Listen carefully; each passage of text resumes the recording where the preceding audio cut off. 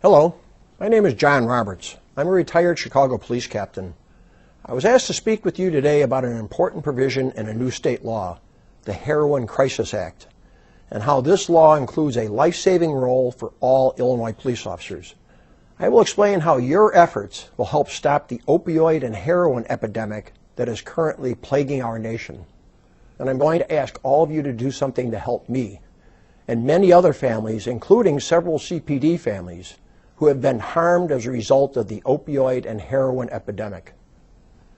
I am sure that many of my CPD friends will be able to tell you, shortly after I retired, tragedy struck my family. You see, I'm one of those families who lost a loved one to a drug overdose. In 2009, my 19-year-old son Billy, the youngest of my 4 children, died from a drug overdose. I will always remember how many of my CPD friends came to my son's memorial service and how so many of them asked me, what could they do to help? I was very touched by their kind offer, but at the time, I was so stunned by the loss of my son that I struggled to find the words to say. It took me a while to sort things out, but after giving the matter a great deal of thought, I made several startling discoveries. I discovered that many local families, including several CPD families, had been harmed when prescription painkillers and heroin became readily available in many of our local communities. Many families had lost a loved one to a drug overdose, and a much larger number of families were fighting to help a loved one battle their growing addiction. I discovered irrefutable evidence that the problem had grown so huge and spread so far that it could only be described as an emerging epidemic. And I found evidence that the problem was spreading across our entire nation. I was stunned by these discoveries because heroin had always been largely confined to the city limits during my career, but I found that the widespread abuse of prescription painkillers had led many users to turn to the use of heroin as a cheaper alternative.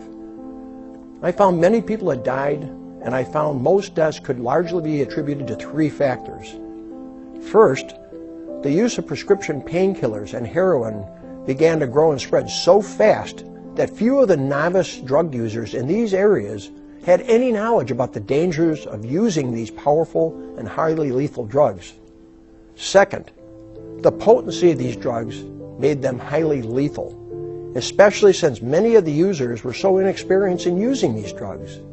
And third, and finally, most communities were not prepared to deal with the emerging epidemic and the sudden and unprecedented growth in the use of prescription painkillers and heroin. When I made these discoveries, my response was typical for someone with police experience. As you know, at the first sign of trouble, police officers typically run directly at the threat and then look for ways to address the problem. And so, in 2010, I started looking for things that I could do to help. That year, I started an organization called HERO. HERO stands for the Heroin Epidemic Relief Organization. One of the first things I did was to help write the Good Samaritan Bill. And then I went to Springfield to get it passed into law. I remember when I was first asked to help write and pass the Good Samaritan Bill. And I remember that it took me a few days of deep thought before I decided it was the right thing to do. The idea of not arresting someone in possession of drugs, even a small amount, was counterintuitive to me as a police officer. However, the more that I thought about it, I could not remember even one time when any of us ever arrested someone for possession when we responded to a call of a drug overdose. In fact, it was far more common to find that the overdose victim had been left to die by their friends because they feared the responding police officers would arrest them. When all was said and done, I was guided in my decision by all that I had learned as a police officer. I based my decision on the fact that above all other considerations, police officers who respond to any type of emergency must always choose first to save a person's life. Over the last several years, I have found many of my beliefs and attitudes about drug abuse have changed, and I am proud to say that I have also witnessed the beliefs and attitudes of many veteran officers have also been changing. Police officers across the nation, along with many other people, have started to realize that we must treat the problem with drug abuse as far more than just a crime. Many people are beginning to learn the crime of drug distribution has both an offender and a victim. The offender is the person who is distributing their poisons so they can make a profit, and the victims are the people to whom they distribute their drugs.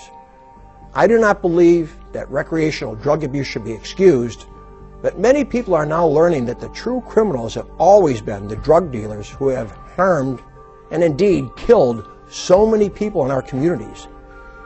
There is now a growing number of people, including many in law enforcement, who realize that we need to introduce new strategies to combat the growth and spread of the epidemic.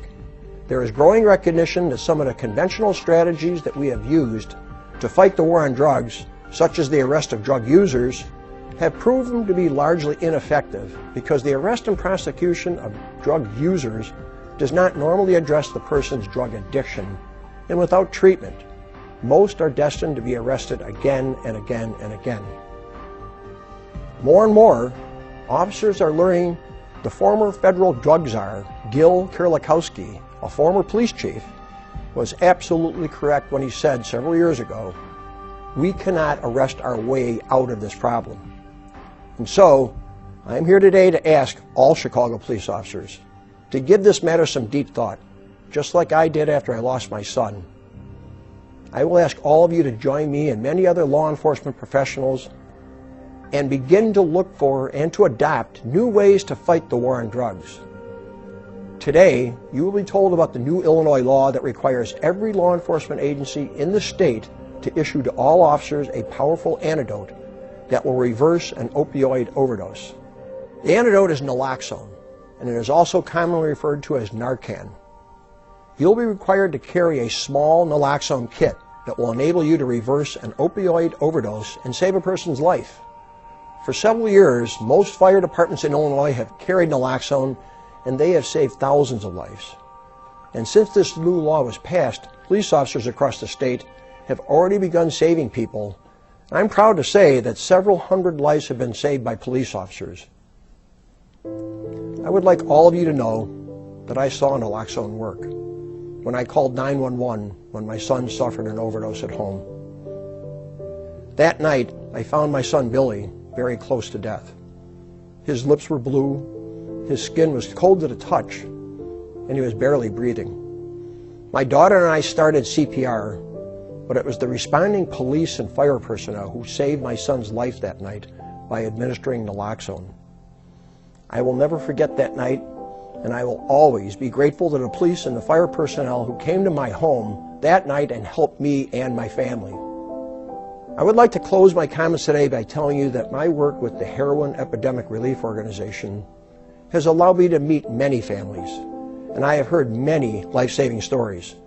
The families I have met come from all walks of life, from all social strata, and all racial and ethnic groups. And I have found their stories all share a common theme. They were good families who were caught unaware by the growing menace in our communities, and they were ill-prepared to engage in a desperate struggle to save the life of their loved one from addiction. Since starting my work with HERO, we have provided many families with naloxone kits, and we have also provided training to many families in the proper administration of this life-saving antidote. And today, I'm asking all of you to join us. I hope the training that you will receive today will help you to appreciate the important role that all of you will play just by carrying a small naloxone kit with you while you're working in the field. And in the coming weeks, I expect many of you will either be dispatched to an overdose incident or you may discover an overdose victim on view.